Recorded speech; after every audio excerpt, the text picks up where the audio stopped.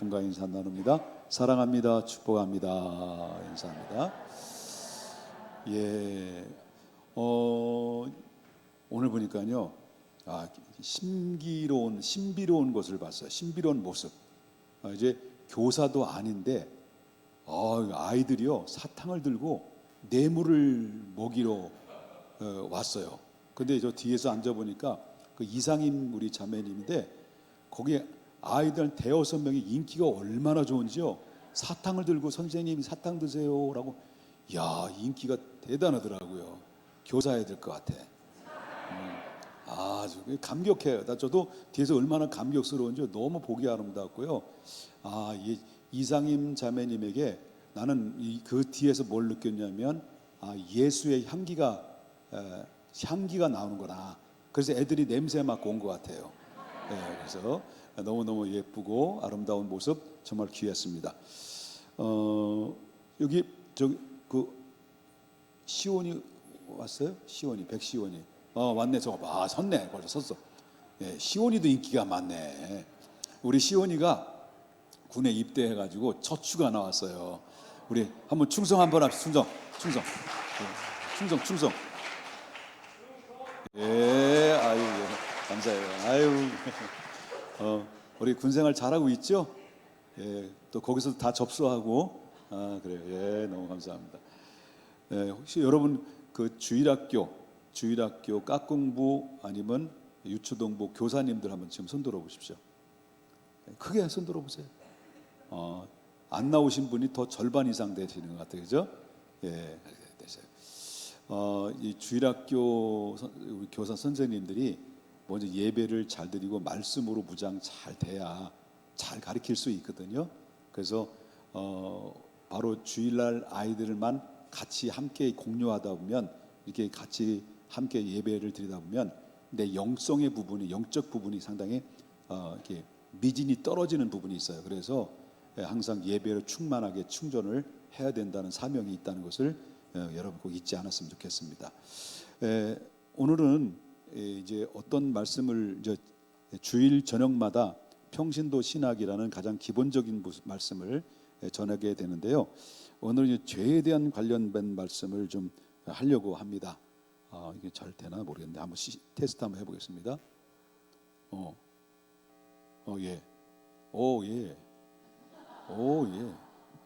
자, 오늘은 이제 죄의 본질과 하나님의 용서와 하나님 용서, 영적 여정의 이해에 대한 관련된 말씀을 좀 드리려고 합니다. 죄에 대한 이 근원부터 죄 용서까지 우리의 영적인 여정을 탐구하면서 죄의 뿌리가 무엇이고 죄에 대해서 우리가 얼마나 커다란 무서운 영향력이 있는지에 대한 그런 말씀을 좀 우리가 이해할 필요성이 있다라고 하는 것입니다. 그렇다면 죄의 근원을 우리가 먼저 알아요. 죄의 출발은 어디서부터 출발을 했느냐라고 할 때, 자, 이거 잘못 열렸네. 자, 죄의 근원은 루시퍼의 반역으로부터 시작이 됐다라고 볼 수 있습니다. 하나님은 죄를 창조한 적이 없어요. 그죠? 하나님은 천지를 창조하셨고 천지 만물 속에 피조물을 만드셨고 그 피조물들에게 피조물들 속에서 만물의 영장이 인간을 만드셨어요. 그 인간을 통해서 하나님 영광 받으시려고, 하나님은 찬송 받으시려고 인간을 만드셨는데, 그 틈바구니 속에 뭐가 들어오냐면 죄라는 놈이 들어온 거예요. 그래서 인류에게 커다란 시작부터의 불행을 안겨주게 됐던 그 근본적인 근원의 원인은 바로 루시퍼의 반역에서 거기서 볼 수가 있었다라고 하는 것을 보게 됩니다. 루시퍼의 불순종이라는 이 말이 나오는데요. 여기서 보게 되면 이제 사도행전 14장 12절을 제가 읽어드릴게요. 너 아침의 아들 계명성이여 어찌 그리 하늘에서 떨어졌으며 너 열국을 얻은 자여 어찌 그리 땅에 찍혔는고. 이에 대해서 이렇게 말씀이 좀 나오는데요. 자, 이 말씀을 보게 되면 하나님께서는 모든 피조물에게 있어서는 모두가 순종성과 불순종을 가능성을 항상 열어놓고 창조하셨다는 거. 그래서 인간에게도 뭐를 얘기냐면 자유의 의지라는 것을 하나님이 선물로 줬어요.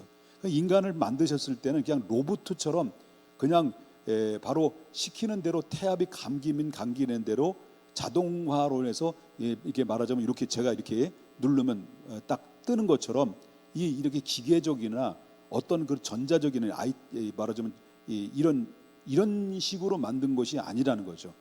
누구는 자유의 선택의 의지를 해서 자원하는 마음으로 하나님께 예배드리고 자원하는 마음으로 하나님 앞에 찬송드리며 이렇게 살아갈 수 있도록 인간을 만드셨고 그 피조의 세계도 물론 마찬가지다라고 하는 것입니다.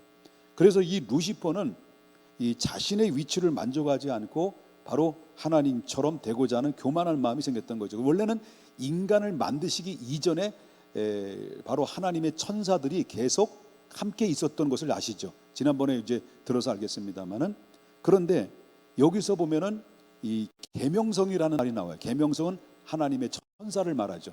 하나님이 천사를 말하는데 이 계명성이라는 말은 영어로 번역을 하게 되면 어떤 이름일까요? 루시퍼라는 이름이 나오는 건데요. 그러면 여기서 이 계명성이라고 하는 루시퍼가 어떻게 이제 바로 뭐냐면 공격하는 사단이 됐냐라고 이렇게 보게 되면, 아까도 본문에 읽었던 말씀을 좀 보게 되면 보겠습니다. 다시 보겠습니다. 14장 13절. 내가 내 마음에 이르기를, 누가 얘기하는 거예요? 내가 내 마음에 이르기를 내가 하늘에 올라 하나님 뭇별 위에 내 자리를 어떻게 된다는 거예요? 높이리라. 하나님보다 더 높아진다는 거죠. 그래요, 안 그래요? 내가 북극 지폐 산 위에 앉으리라. 하나님의 높은 자리에 자기가 더 위에 올라가서 앉은다라는 얘기죠. 그러니까 이 마음에 교만한 마음이 들어서서 결국 어떻습니까? 결국 악한 이 천사, 타락한 천사는 그 에덴 그 하나님의 보좌에서 쫓겨나게 되는 그런 일들이 벌어지게 됐습니다. 그래서 그 인간의 하나님의 창조된 아담과 하와를 창조한 에덴 동산에 들어와 가지고요, 결국 어떻습니까? 인간이 죄를 짓도록 유도로 해서 결국 넘어지게 되는 장본인이 바로 사단의 역사, 바로 루시퍼의 옛뱀이라고 하는 그런 막이라는 것이죠. 타락한 천사를 얘기할 수 있다는 거죠. 그러면 에덴 동산이라고 하는 것은 실질적으로 볼 때는 인간에게 처음 들어온 이 뭐냐면 죄가 처음 들어온 결혼의 시작이라고 한다면 죄와 결혼한 거죠. 그러니까 악한 마귀가 들어와서 아담과 하와를 넘어뜨리게 함으로 말미암아 결국 불순종하게 해서 결국 죄와하고 결혼하게 되는 결혼 장소라고 말한다면, 그리고 두 번째 갈보리 언덕이죠. 예수님이 이 갈보리 언덕에서는 그것이 이 에덴 동산은 죄와 결혼식이라고 말한다면 갈보리의 십자가의 언덕은 죄와 바로 이혼의 장소다, 결별의 장소다라고 하는 것을 엿볼 수가 있다라고 하는 것입니다. 그래서 예수님께서 이제 신포도주를 이제 십자가에서 마시면서 받으신 후에 예수님께서 이르시되 다 내가 이루었도다, 내가 다 이루었도다라고 예수님께서 말씀하시면서 숨을 거두셨죠. 그리고 하나님의 그 영혼이 하나님 떠나 숨을 거두셔서 하나님 앞에 가시는데, 그런데 예수님의 십자가에서 모든 문제를 해결해 주시고 그다음에 십자가의 완성으로 인해서 죄와 이제 분리되는 그런 일들이 시작이 됐던 것을 바로 예수님 십자가 사건을 통해서 이루어진 사건이다라고 하는 것입니다. 그래서 성경을 보면 시대를 세 시대로 나눌 수 있는데, 바로 선의 시대와 그다음에 선악의 시대와 선악의 분리 시대로 나눌 수 있어요. 그러면 선의 시대는 바로 뭐냐면 창세기 1장부터 2장에 나오는 말씀, 죄가 없는 아주 순수한 시대였다는 거죠. 근데 3장으로부터 들어가 가지고 바로 아담과 하와의 불순종으로서 이 선과 악이 혼합된 시대로 이제 접어들기 시작했다라고는, 여기까지 이해되셨으면 아멘 합시다. 그러나 마지막에 요한계시록에 가보면, 요한계시 20장에 가게 되면 마침내 바로 뭐냐면 악이 진멸을 당하게 해요.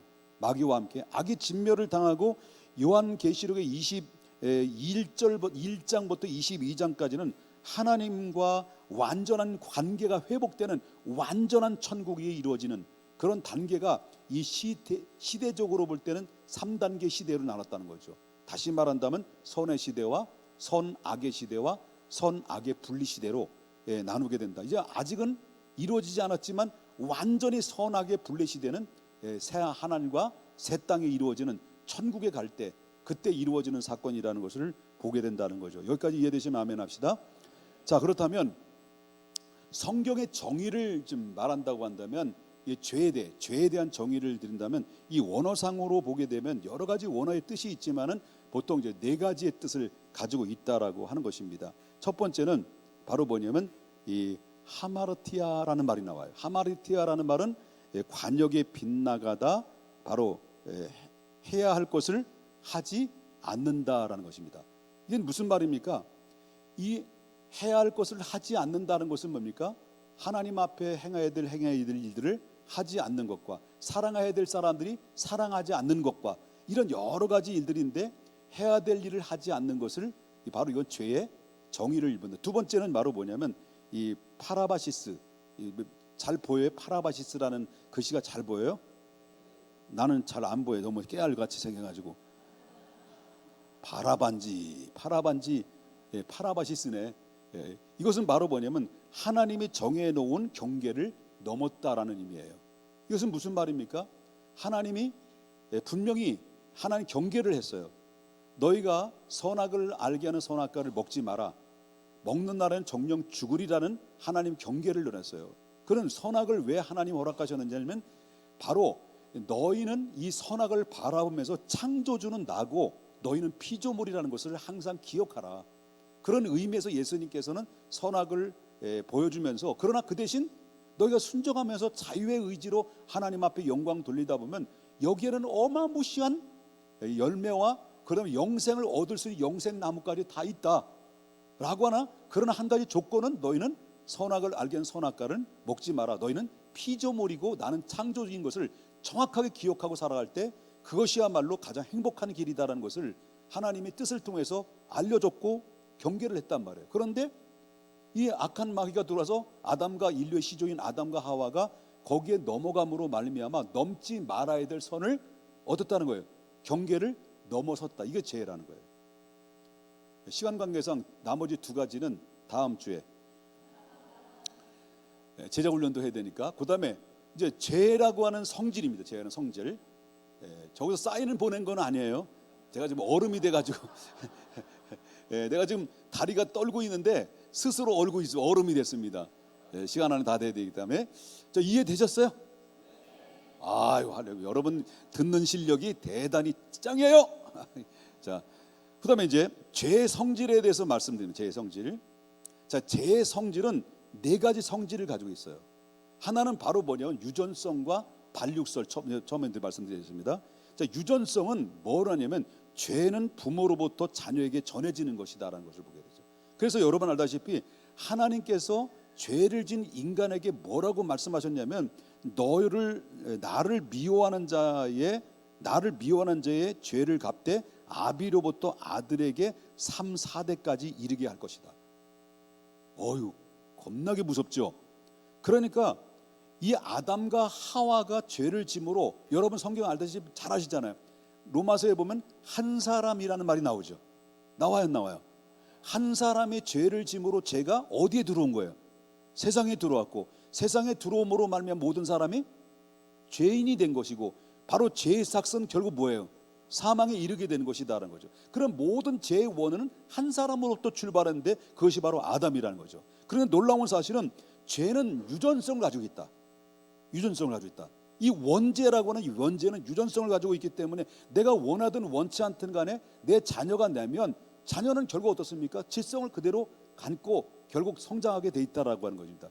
우리 알다시피 여러분 잘 알잖아요. 미소의 천사, 우리 단이라는 이 친구, 우리 둘째 딸의 둘째 아들, 야, 태어날 때 100일 때까지는 천사였어요. 아무나 웃어줬어요. 세상에 우리 교회 성도님들도 우리 얼마나 이뻐했습니까? 야, 천사다. 천사라는 말을 자주 했어요. 미소 천사. 그런데 돌이 지나고 나서 이제 말을 하기 시작하면서 땡깡을 쓰는데 그냥 넘어지고 자빠지고 쓰러지고 발로 뒹굴고 그리고 막 소리를 빽빽 지르고, 아, 역시 인간은 어쩔 수 없는구나. 바로 죄성을 타고 나오는구나. 이게 유전성이에요. 나중에 뭐부터 배웁니까? 말부터 배우는 거나 에이씨 시발 택시가 나오는 거예요. 이게 바로 뭐냐면 죄로부터 유전성으로 나오는 유전성을 가지고 있다. Understand? 발음 좋고, 예, 그렇죠. 유전성을 가지고 있다. 그렇기 때문에 인간은 모든 후손은 아담으로부터 인해서 원죄의 본성을 가지고 태어난다. 본성. 예.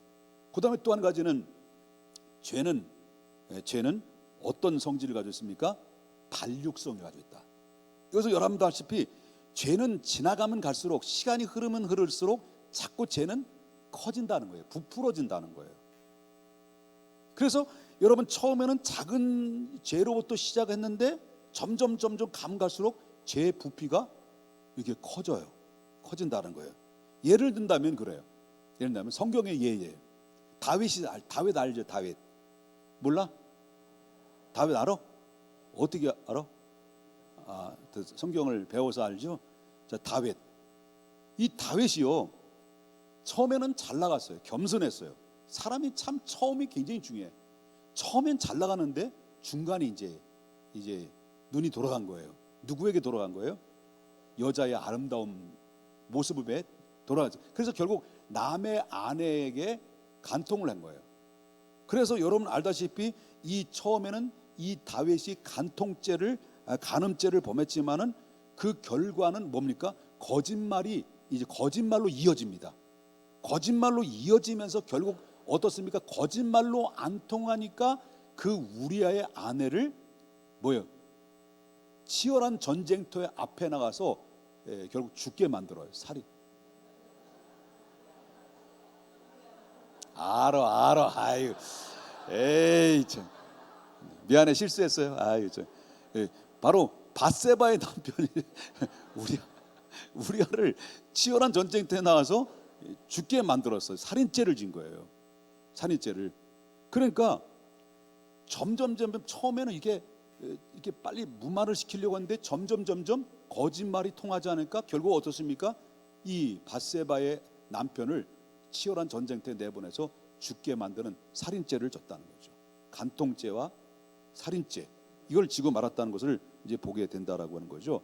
그러니까 이 작은 죄는 불씨가 돼 가지고요, 나중에는 시작이 작지만은 이걸 방치해 두면은 나중에 뭐가 됩니까? 이거는 끌 수 없는 활화산 같은 불이 커진다는 거예요. 엄청난 그런 화력이 발생해서 결국 우리를 멸망의 길로 인도하는 어마무시한 것이 이 죄악의 작은 불씨라는 거죠. 이걸 키우면 큰일 나는 것이다라는 것을 보게 되고요. 세 번째는 죄는 성질을 보게 되면 유전성을 가지고 있다. 전염성을 가지고 전염한다. 자, 성경을 보게 되면 10명의 정탐꾼을 보냈어요. 이제 모세가 이스라엘 백성들을 이끌고 이제 광야에 접어들었을 때 정탐꾼을 가나안 땅에 정탐하고 와라. 그럴 때 10명이 정탐하고 들어왔어요. 그런데 12명이죠. 12명. 큰일 날 뻔했네. 그래 10명의 정탐꾼이 와서 보고를 할 때 뭐예요? 이 불신의 바로 뭐냐면 부정적인 보고를 한 거예요. 그러니까 부정적인 보고와 하나님에 대한 불신을 갖게 되다 보니까 이 죄가 누구에게 전염되냐면 이스라엘 백성들에게 전부 다 전염이 되는 거예요.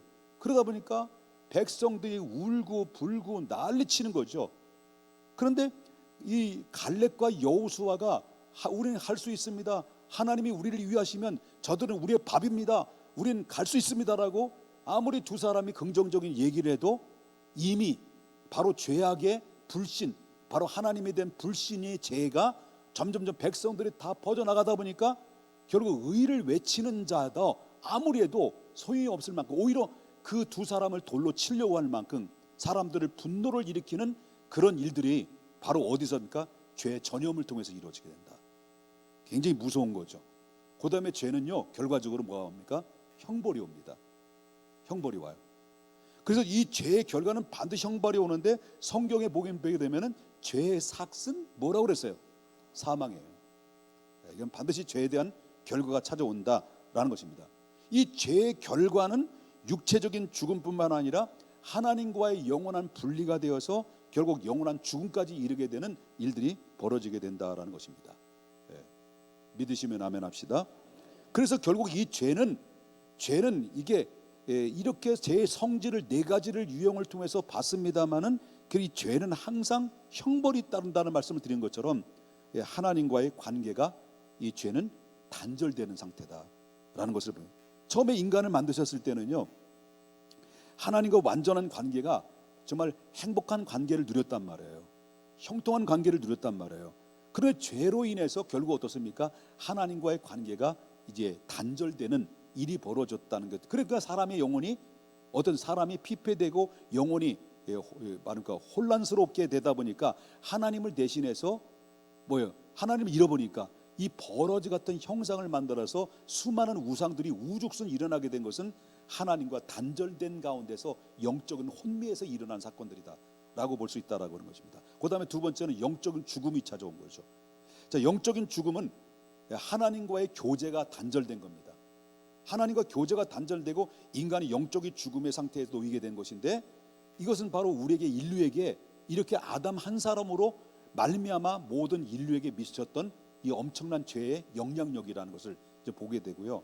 그 다음에 그뿐만 아니라 죄는요, 우리의 결국은 뭡니까? 우리의 죄의 결과는 한 번 죽는 것은 정하신 위치요, 그의 심판이 있다는 것은 죄의 삭은 사망인 것처럼 죄의 결과는 뭐예요? 우리 모든 사람이 죽는다라는 겁니다.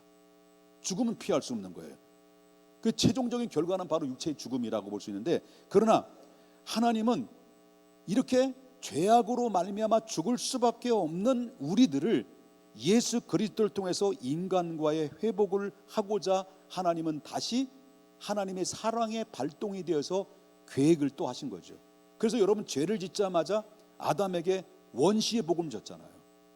창세기 3장 15절, 여자의 후손과 너의 후손으로 말 때 여자의 후손으로 말미암아 결국 어떻습니까? 예수 그리스도를 장차 보내셔서 구원을 이루실 것이다, 다시 회복하실 것이라는 것을 이미 원시 복음에 알려졌던 것을 보게 되면, 비록 인간은 죄로 인해서 하나님의 공의로 볼 때는 용납할 수 없는 거죠.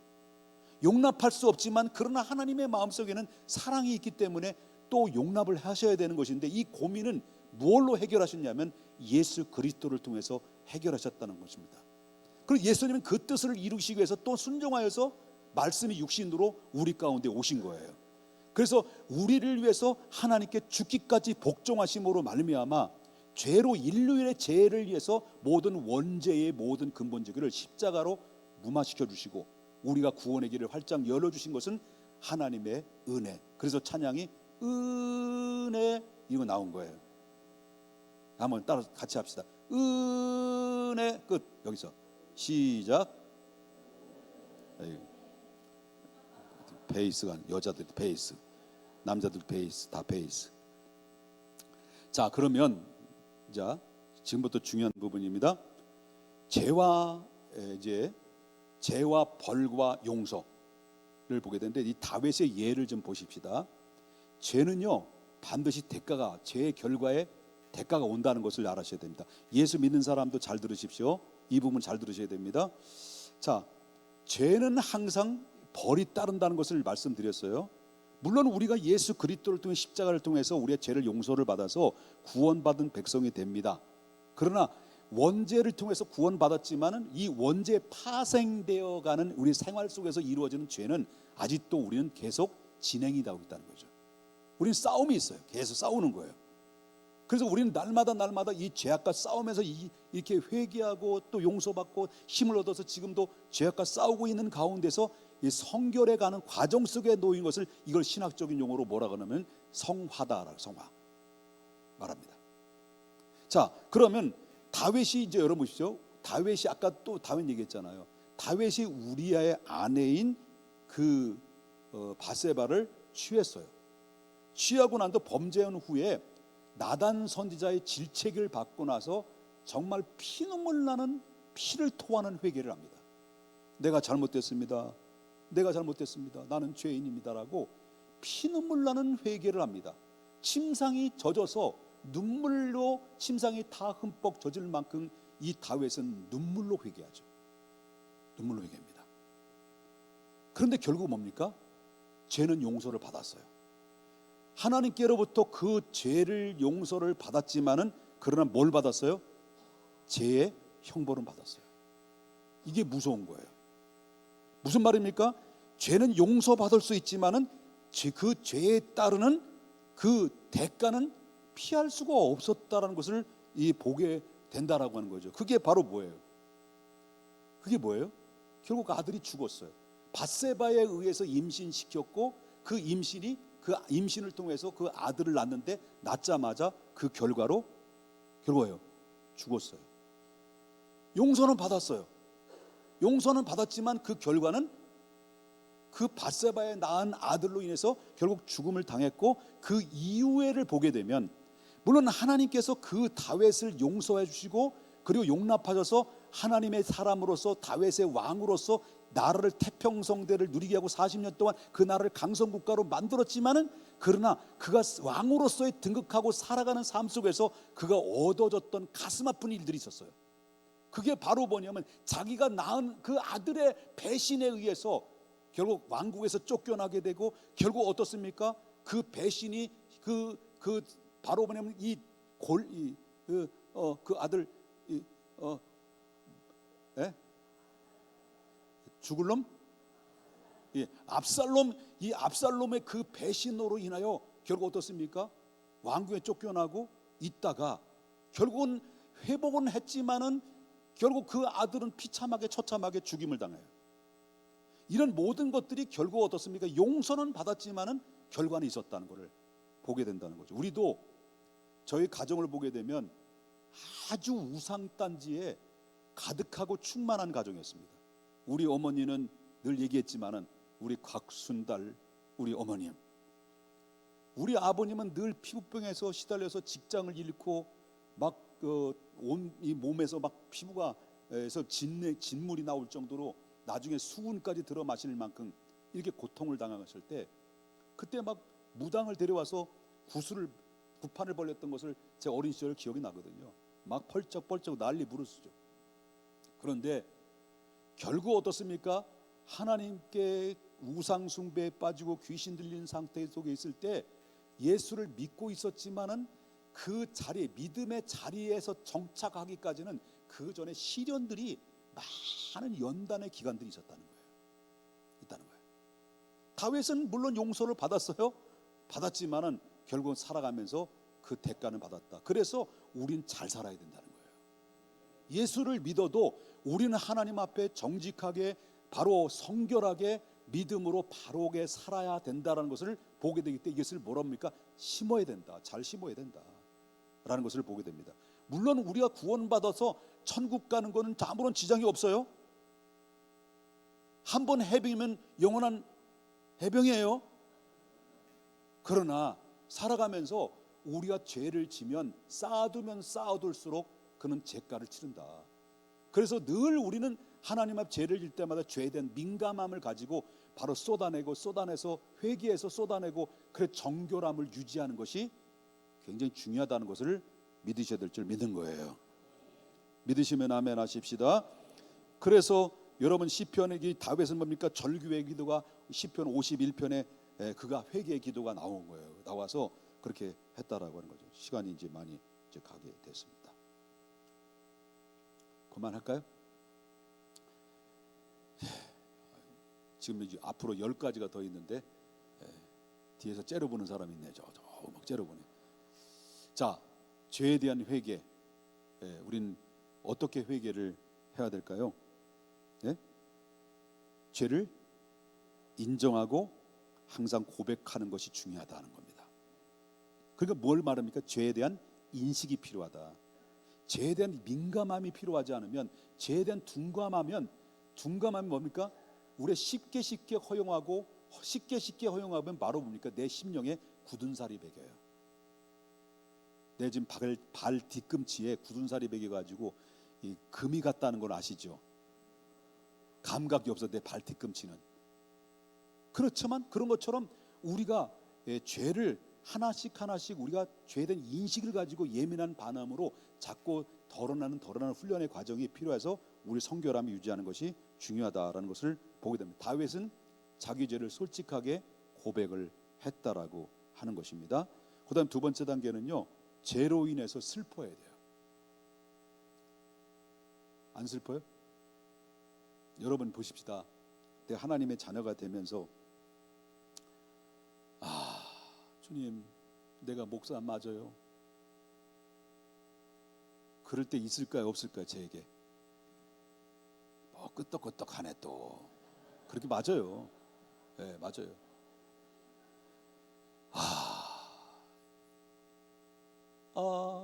신라의 달밤이요, 이게 아니죠. 의학세 이것도 아니고요. 예? 야, 내가 목사 맞아. 이렇게 목사 맞아라고 자신의 하나님 앞에 믿음으로 살아가려고 애쓰지만은 그렇게 살지 못하는 것에 대한 안타까움과 아픔과 슬픔이 이렇게 있을 때, 여러분, 우리는 하나님 앞에 내 자신에 대한 죄에 대해서 쳐서 복종할 만큼 죄에 대한 슬픔이 있어야 된다는 거죠. 믿습니까? 그래서 여러분 시편 51편 17절에 다윗은 상하고 통회하는 마음이라고 말했어요. 상하고 통회하는 마음. 네. 그래서 늘 우리는 죄악과 싸워야 돼요.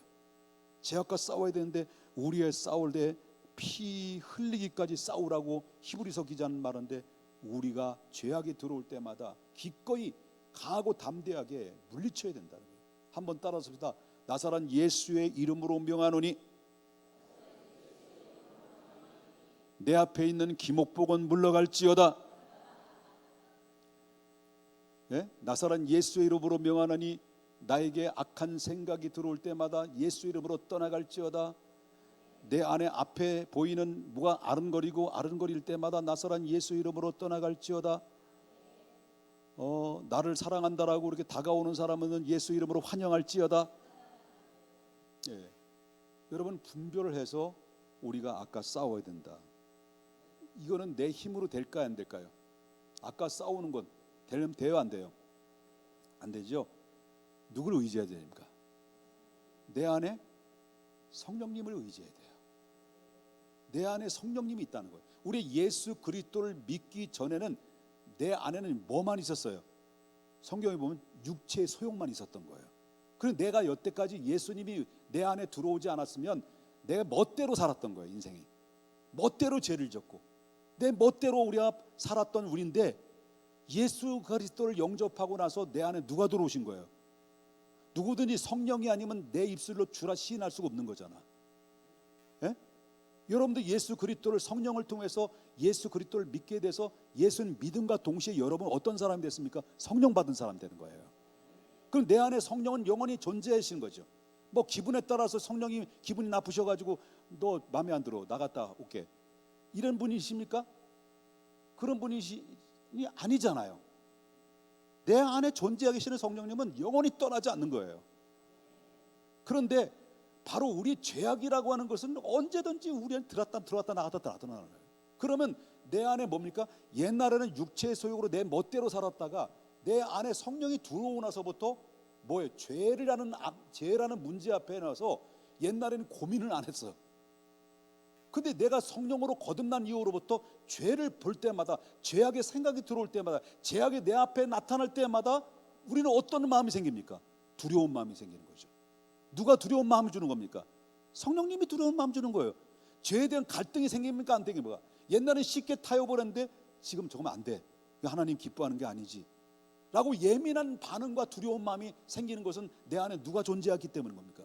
성령이 존재해요. 그래서 사도 바울도 하나님의 종이지만 두 가지 마음이 싸운다고 그랬어요. 그래서 늘 싸워서 이는데, 이 죄악을 이길 수 있는 것은 바로 뭐냐면 내 안에 성령이 충만함이 있어야 된다는 거예요. 그리고 우리가 예배 속에서도 뭐가 있어야 됩니까? 성령이 충만해야 돼요.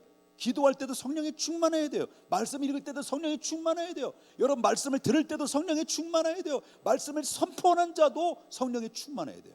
그래야 죄악과 싸워 이길 수 있고, 죄와 싸워 이기게 되면 하나님의 손에 붙잡힌 바 되는 것이고, 하나님의 손에 붙잡힌 바면 세상에 두려울 것이 없는 것이다라는 것을 믿으셔야 될 줄 믿는 거예요. 자, 그 다음에 마지막 결론입니다. 자, 첫 번째는 죄인식 회개. 이거 했네. 벌써 했네? 끝났네? 이게 결론이었구나. 이제 파워포인트 실력이 좀 많이 진화됐죠? 예, 잘했지요, 이 파워포인트. 이게 칭찬 듣는 거는 이제 소원이었는데 별로 칭찬을 안 해주네요. 이제 이해되셨어요, 여태까지? 자, 정리합니다. 죄는 인간과 하나님의 사이를 단절시키게 만들어요.